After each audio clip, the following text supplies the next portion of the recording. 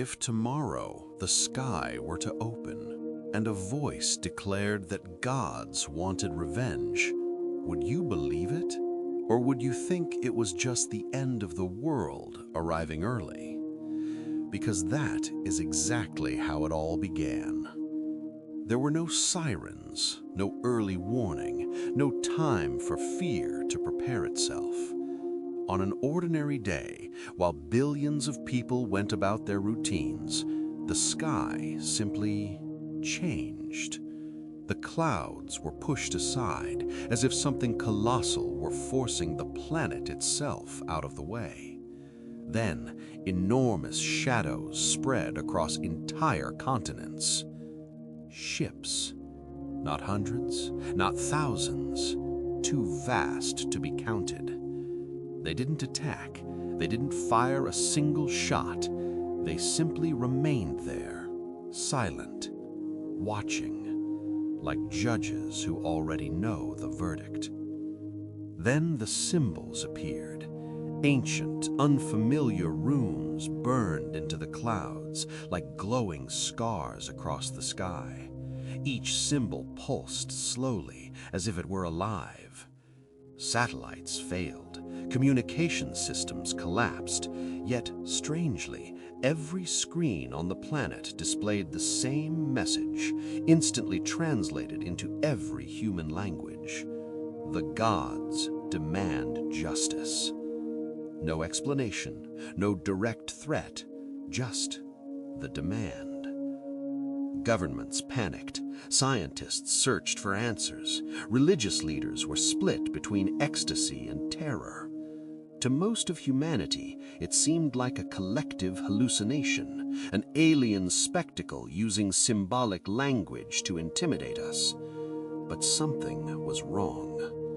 The message didn't sound like a warning. It sounded like a reminder, as if we were late, as if we already knew exactly what we were being accused of. Minutes later, new projections filled the sky. Images of destroyed worlds, alien cities in ruins, stars collapsing. And at the center of it all, humanoid silhouettes wrapped in light, watching the destruction with indifference. They looked like gods. They looked human. In that moment, humanity believed it was facing an invasion driven by alien religious fanaticism, a misunderstanding, a cultural clash on a cosmic scale. But the truth was far worse. They hadn't come to convert anyone. They hadn't come to negotiate. They hadn't come to conquer. They had come to collect an ancient debt, a debt humanity did not remember, but that the universe had never forgotten. And so, before the first shot was fired, before the first battle, before the first death, the most important war in history was already lost. Because it began with a question no one on Earth knew how to answer. What exactly did humanity need to apologize for? They did not call themselves invaders. They did not call themselves conquerors. They did not even see themselves as enemies. They called themselves the Devotees. That name began to appear days after first contact, when they finally chose to speak again. Not in a threatening tone, not in military language, but like those reciting a dogma too ancient to be questioned. The Devotees were not a single race, and that was humanity's first mistake in trying to understand them. They were many, dozens of different species, incompatible biologies, forms of life that should never have coexisted, united by something stronger than political alliances or strategic interests. They were united by faith. Every intercepted message, every captured transmission, every fragment of communication revealed the same pattern. They did not speak of territory. They did not speak of resources. They did not speak of earth as a prize of war. They spoke of sin. They spoke of heresy. They spoke of delayed justice. To the devotees, the universe was not merely matter and energy. It was a sanctuary. Every star had meaning. Every world had purpose. And above all, there were those who had shaped all of it. The gods. Beings who, according to them, walked among the stars when the universe was still young, who taught science before the word itself existed, who raised civilizations from nothing and imposed order upon chaos. The devotees did not see them as myths. They had proof. Relics preserved for millennia, technologies they could not replicate, only venerate, ancient structures orbiting dead stars, still functioning without any known power source. All of it left behind by the gods. And all of those gods shared one thing in common. They had vanished. According to the faith of the devotees, the gods did not simply depart.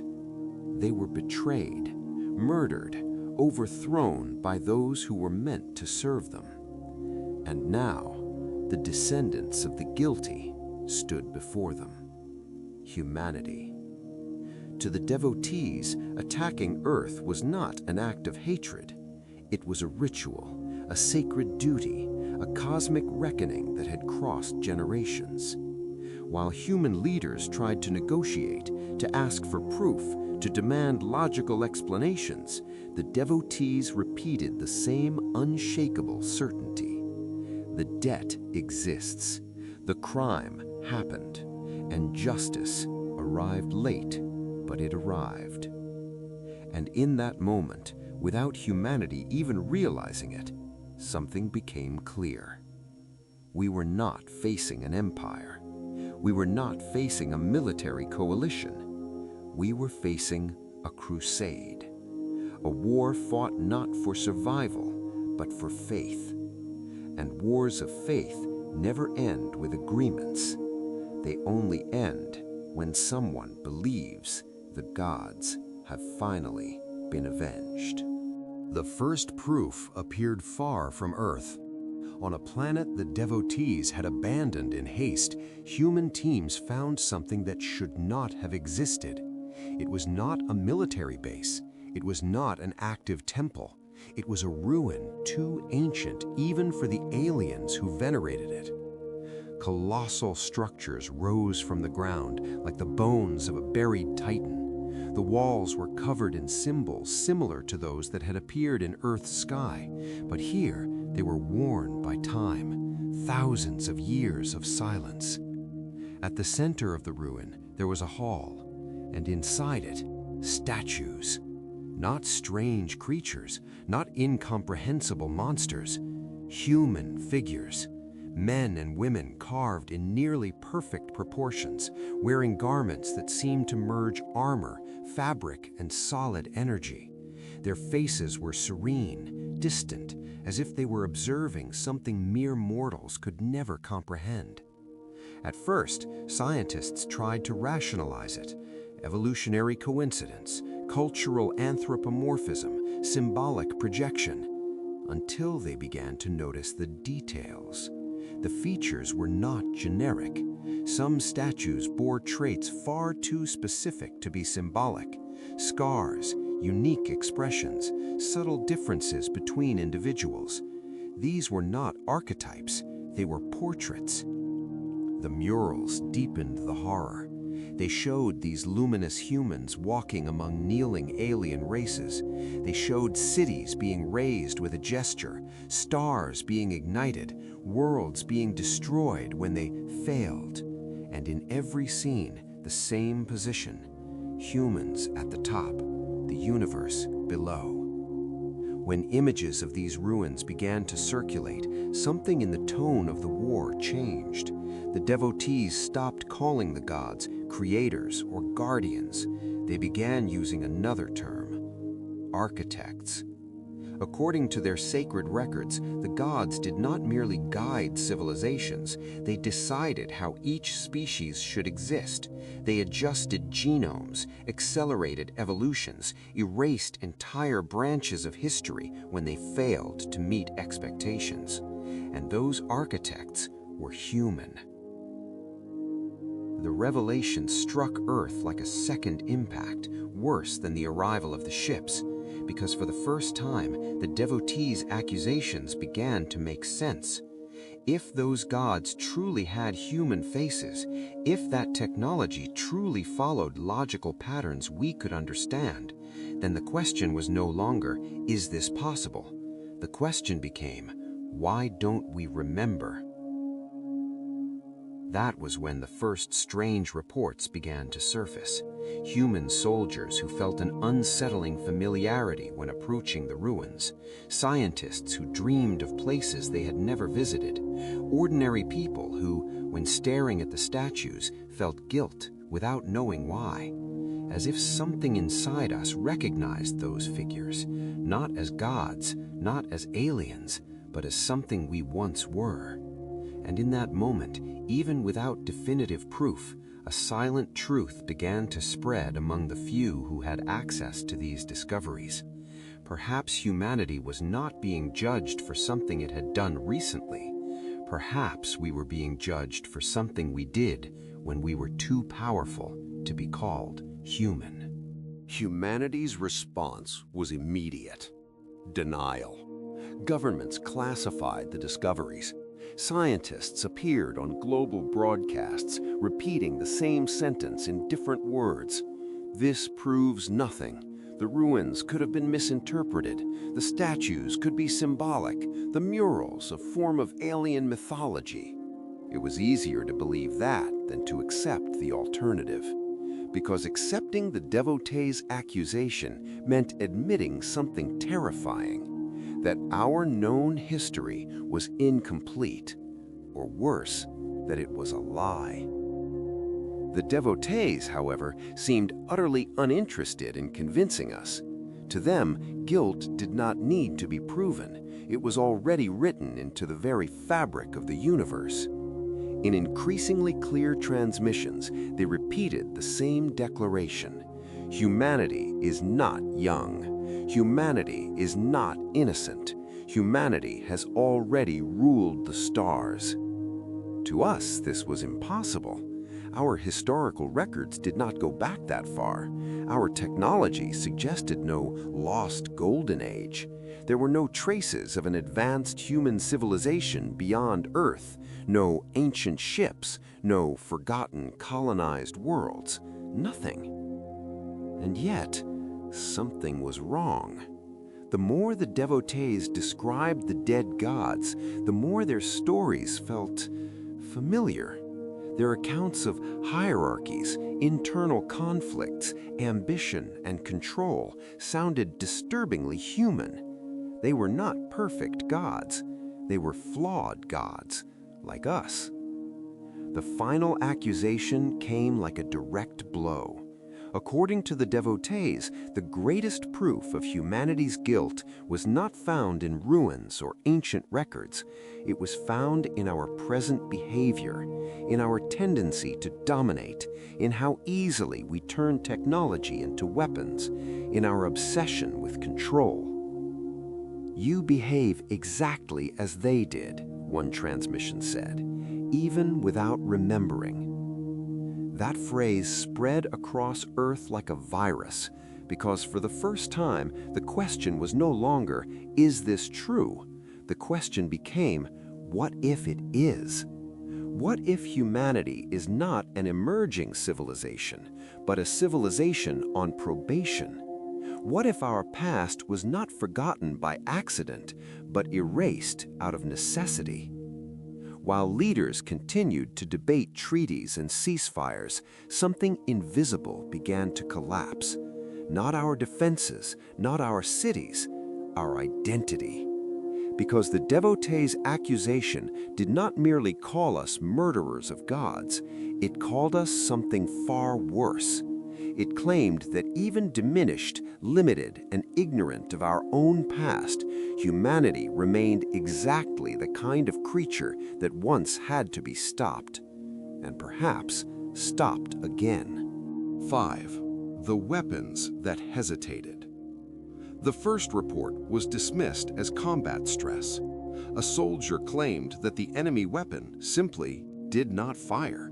No mechanical failure detected, no energy malfunction, just silence, at the exact moment it should have killed a human. Then came the second case, and the third, and the 100th. Weapons of the Devotees, capable of piercing planetary armor, began to exhibit strange behavior when aimed at specific human troops. Some discharged their energy into empty space. Others shut down on their own. Some, more disturbing still, changed targets at the very last second, as if something were interfering. At first, the Devotees denied it. They claimed it was human sabotage, electronic warfare, primitive tricks. But as confrontations escalated, denial became impossible. The ancient relics reacted to our presence. In battle zones near sacred ruins, humans reported inexplicable sensations, a weight in the chest, a ringing in the ears, and sometimes memories. Not personal memories, but fragments. Stars seen from impossibly close distances, planets being shaped like clay, meetings in impossible halls where decisions sealed the fate of entire species. Some soldiers collapsed, others cried without understanding why. A few smiled, as if something inside them had finally found meaning. Scientists tried to explain it as a collective hallucination induced by alien fields, but that explanation collapsed when civilians began reporting the same phenomenon. Ordinary people, far from the front lines, started having identical dreams, always the same symbols, always the same human figures wrapped in light, always the same final sensation: guilt. Not guilt for something that had yet to happen, but guilt for what had already been done. Meanwhile, the Devotees fell into silent panic. Intercepted transmissions revealed internal debates, desperate theological disputes. To them, this should not be happening. The weapons were sacred, designed from fragments left behind by the dead gods. They never failed, except now. And a conclusion began to form, slow and terrifying. Perhaps the weapons were not broken. Perhaps they were obeying something older than the Devotees' faith, something inscribed within their own technologies, a form of recognition that transcended time, as if those weapons knew exactly who they were facing and refused to raise a hand against their creators. At this point in the war, one truth became unavoidable. It no longer mattered whether we believed the accusation. It no longer mattered whether we accepted the past. The universe itself seemed to recognize it. And for the first time, humanity began to realize that perhaps it was not fighting gods, perhaps it was fighting the echoes of itself. The discovery happened where no one expected redemption. A nameless moon orbiting a dying star far from any strategic route. The Devotees had tried to destroy it before retreating, as if they wanted to erase something shameful. They failed. Beneath kilometers of shattered rock, human teams found an intact chamber. No religious symbols, no statues, no ornamentation. Only technology. Not alien, not entirely human, but far too familiar. The system was still operational. When activated, it required no codes, no complex translations. It recognized human presence immediately, as if it had been waiting, as if it knew exactly who would find it. The archive opened on its own. And then, for the first time since the war began, there was no interpretation, No faith, no speculation. There was data. Chronological records, engineering schematics, scientific protocols, all absurdly advanced, yet structured with the same logic we still use today, the same obsession with efficiency, the same mathematical coldness. This was not made by gods, it was made by engineers, human engineers. The records revealed a civilization that manipulated matter as if editing text, that bent space to travel, that separated consciousness from the body, that treated death as a technical inconvenience. Humanity had achieved immortality. Then came the part no one could watch without absolute silence: videos. Humans, not very different from us, discussing the fate of entire species as if they were statistical variables, deciding which civilizations deserved to continue, which should be reset, which should be erased entirely to prevent future risks. There was no hatred in those decisions. There was conviction. The conviction of those who believe they know what is best for the entire universe. It was there that the term appeared for the first time, repeated across multiple records. Architects of existence. Not gods by miracle, gods by design. But every design fails.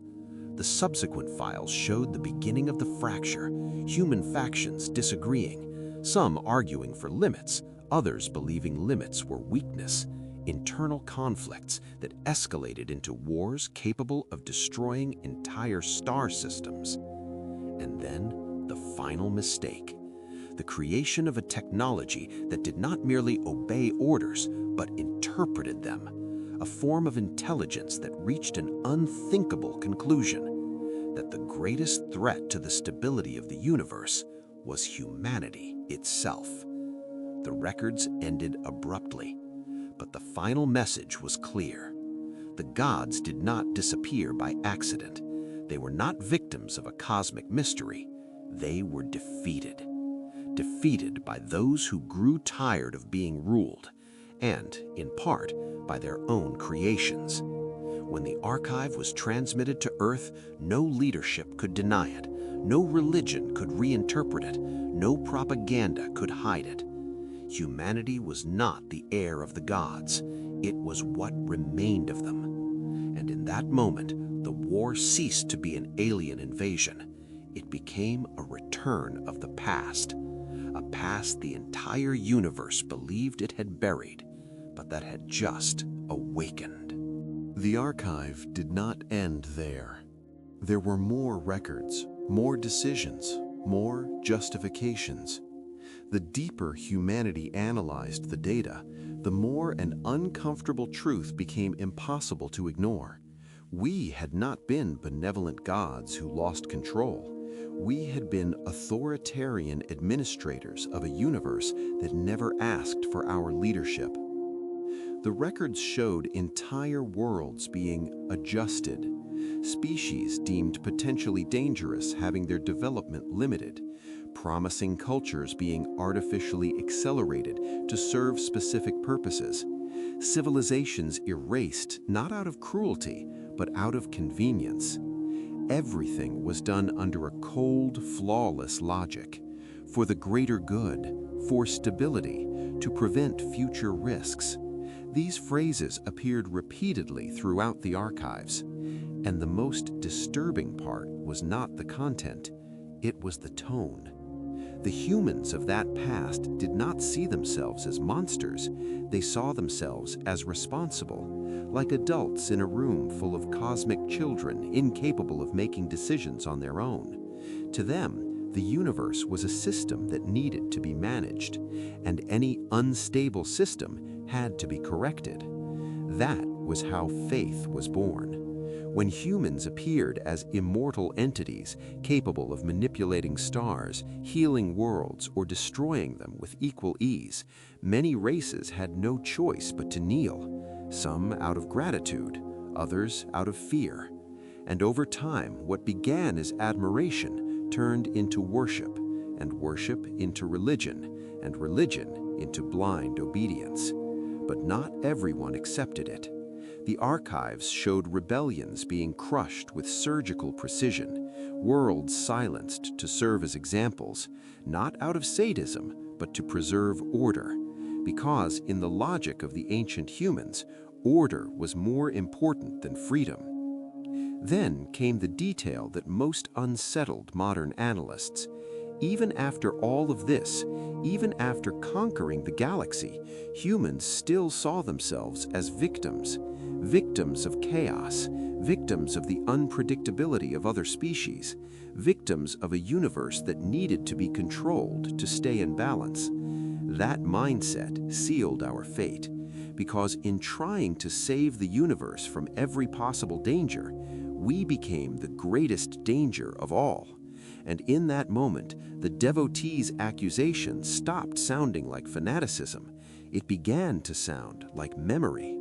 Memory passed down from generation to generation, the memory of peoples who survived not because we were merciful, but because we were pragmatic. Their faith was not born from nothing. It was born from trauma. And perhaps for the first time since the war began, humanity began to ask itself something it had never seriously considered before. What if the entire universe wasn't exaggerating? What if our prison was not punishment, but protection? Protection from ourselves. The rebellion did not begin with a great battle. It began with silence.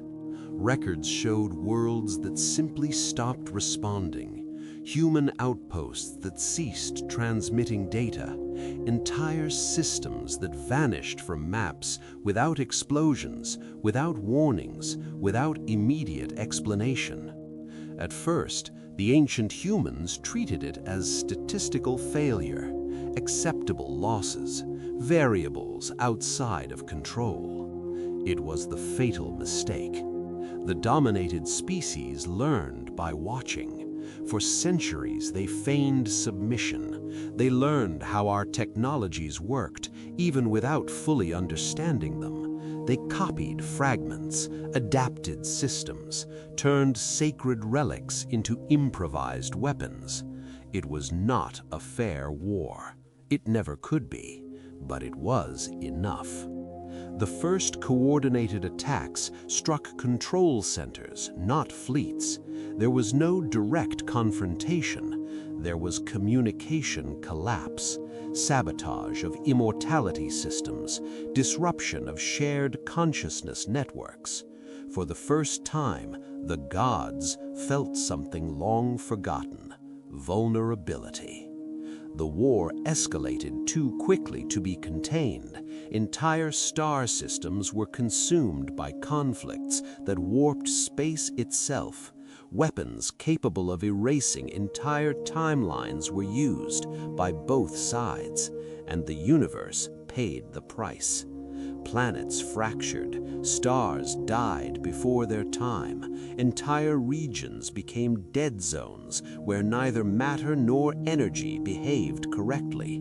It was within this chaos that the rebelling species truly united, not as nations, not as empires, but as survivors. The records called this moment the final accord, a collective decision. The gods could not merely be defeated, they had to be eliminated or sealed forever. One by one, the immortal humans began to fall. Some were killed in direct battles, others were trapped within structures no one could shut down anymore. Still others were destroyed by their own creations, intelligences that had learned to question orders. And then, only a few remained, few enough to understand that the war was lost, not for lack of power, but because the entire universe had decided it no longer needed gods. And in that final moment, the surviving humans made the most drastic choice of all. They would not fight to the end. They would erase themselves, not completely, but enough. The few survivors understood something no God accepts easily. They had lost. Not because they were weak, but because they were unwanted. The universe no longer wanted them in command. The final records show silent meetings without grand speeches, without promises of redemption, only cold calculations and a decision that blended regret with fear. If they continued to exist as they were, they would be hunted down to the last one. If they vanished completely, they would leave the universe vulnerable to something worse. So they chose a third option. They broke their own civilization. They shut down immortality, destroyed networks of shared consciousness, fragmented knowledge into pieces so small they could never be easily reassembled. And finally, they chose an isolated world, primitive, insignificant enough to draw no attention. Earth. Not as a capital, not as a throne, but as a cell. Humanity was rebooted there, memories erased, powers sealed, evolution artificially slowed, limits imposed on our curiosity, our expansion, our ability to reach the stars too quickly. It was not a gift. It was containment. And to ensure the plan worked, the survivors left something worse than external surveillance. They left internal triggers. Locks embedded in human DNA itself, invisible barriers preventing certain technological advances, a tendency toward internal conflict so we would never unite too quickly. Modern humanity was not a young version of the species, it was a reduced one, a shadow of what it once was, created to never again reach the level that destroyed half the universe. For millennia, it worked. Until now. Because the current war was doing exactly what the plan was meant to prevent. It was uniting us. It was pushing us beyond our limits. It was forcing us to remember. And when this truth began to spread among the devotees, despair replaced faith. They had not started a war to punish us. They had started a war to keep us asleep. The war was never about revenge. That was the last lie to fall. When the devotees finally understood what they were awakening, the tone of their transmissions changed. There were no more sermons, no more accusations, only urgency, fear. They did not fear humanity as it was. They feared humanity as it would become. The code hidden within human DNA, the last safeguard left behind by the surviving gods, was being activated by the war itself. Extreme stress, mass cooperation, technology advancing far too quickly. The perfect conditions. Children began to manifest abilities impossible to explain. Ordinary people started surviving fatal injuries. Some humans could interfere with alien machines through mere presence. Humanity was not evolving, it was unlocking. The devotees tried to retreat, to cancel attacks, to revise their strategies, but it was already too late. Every battle, every loss, every act of resistance pushed the human species closer to what it had once been. Then came the final revelation. The gods had not left Earth merely as a prison. There was a hidden protocol. If humanity were threatened with extinction, if the entire universe turned against it, if there were absolutely no other way out, the lock would fall completely. Humanity would not awaken as a civilization. It would awaken as an entity, a fragmented, unstable, yet functional collective consciousness, capable of manipulating reality, time, and causality as before, not to rule, but to survive at any cost. The devotees understood too late. The war they had begun to prevent the return of the gods was precisely the trigger that would bring them back. But there was something even the ancient humans had not foreseen. The awakening did not come pure. It came imperfect, emotional. Gods afraid, gods enraged, gods who still remembered their own imprisonment. And when the first manifestations occurred, there were no explosions, no spectacle, no clear victory. There was silence. Alien fleets halted in space. Systems shut down on their own. Weapons refused to function. The entire universe seemed to hold its breath. The war ended in that instant, not because someone won, but because everyone understood the same truth at the same time. The gods were not dead. They never were. They were learning how to be human again. And now, freed, the question echoing across the cosmos was not whether humanity deserved justice. It was whether the universe would survive if humanity decided it no longer wished to be contained. And now I ask you, if this story made you reflect, leave a like so it can reach more people. Subscribe to the channel because there are many dark stories like this still waiting to be told. And click on the next video because the next question is even frightening. What if this story isn't just fiction? See you there.